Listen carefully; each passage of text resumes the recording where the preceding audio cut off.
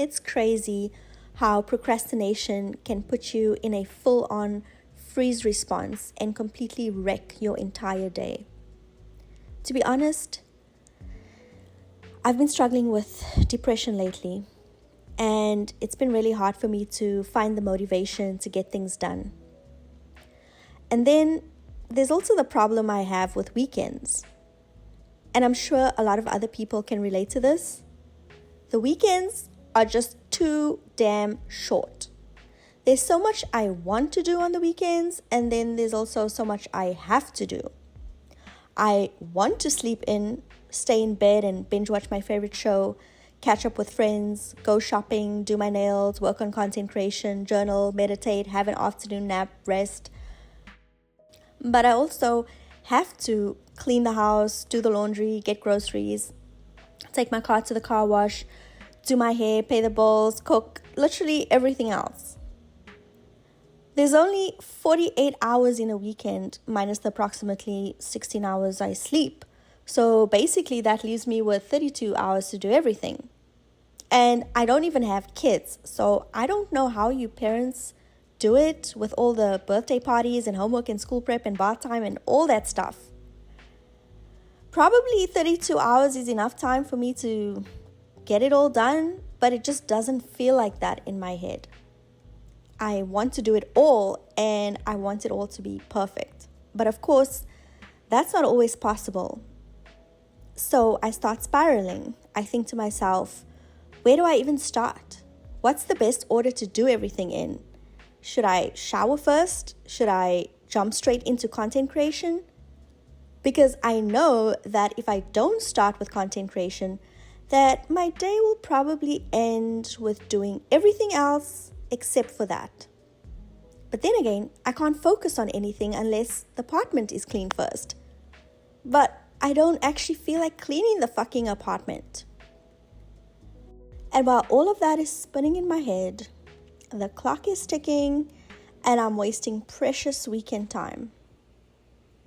On this particular Saturday, that's exactly what happened to me. I got stuck in full-on analysis paralysis. I sat on the couch and played a mind-numbing game on my laptop until 1 p.m. in the afternoon, completely frozen and unable to pull myself out of it. Instead of doing something, anything productive, I wasted the entire morning trapped in my own head. Eventually, I said, okay, let me just get in the car and grab the groceries just to break free from the stuck energy. So I jumped in the shower, grabbed my keys, and left. On my way back home from the store, I had an idea. Instead of going back inside and mulling over what I needed to do next, what if I just gave myself 40 minutes to clean the apartment? No interruptions, no scrolling on Instagram, just 40 minutes of focused cleaning. And then I'm allowed to stop if I want to and move on to the next activity. So that's exactly what I did. I set a timer for 40 minutes. Alexa, set a timer for 40 minutes. With additional 10-minute timers in between. Alexa, set a timer for 10 minutes. Set the timer. 10 minutes. Starting now. Alexa, set a timer for 10 minutes. Third timer. 20 minutes. Starting now. Alexa, set a timer for 30 minutes. For how long? 30.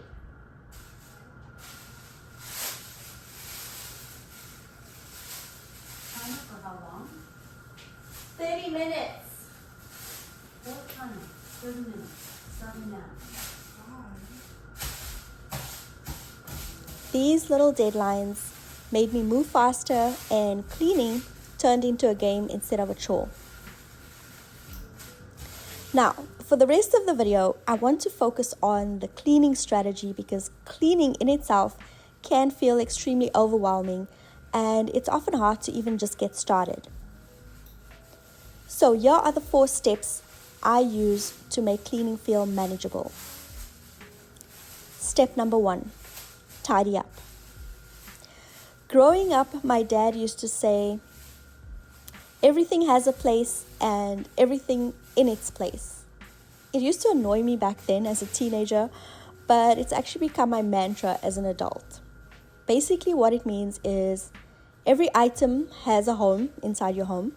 Cups in the cabinet, socks in the drawer, dirty clothes in the laundry basket, and so on and so forth. So step 1 is just walking through each room and putting everything back where it belongs. And start small. Just narrow your focus. Don't focus on the mountain of things that need to be put away.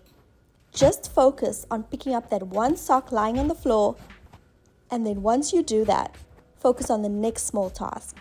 And soon enough, your small actions will snowball into frantically tidying up everything as you begin to see the efforts of your labor.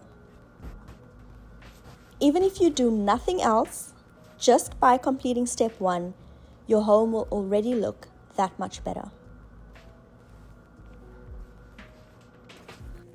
Step number 2 is to fix up each room.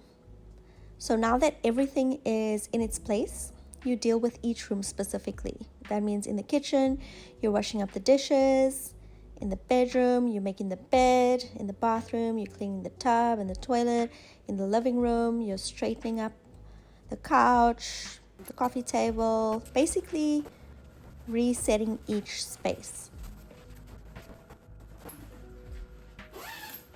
Step number 3 is wiping down the surfaces. So in the kitchen, you're wiping down the counters, microwave, stove, fridge. In the bedroom, the dressers, mirrors, side tables, etc. In the bathroom, the sink, counters, mirrors. In the living room, coffee table, TV stand.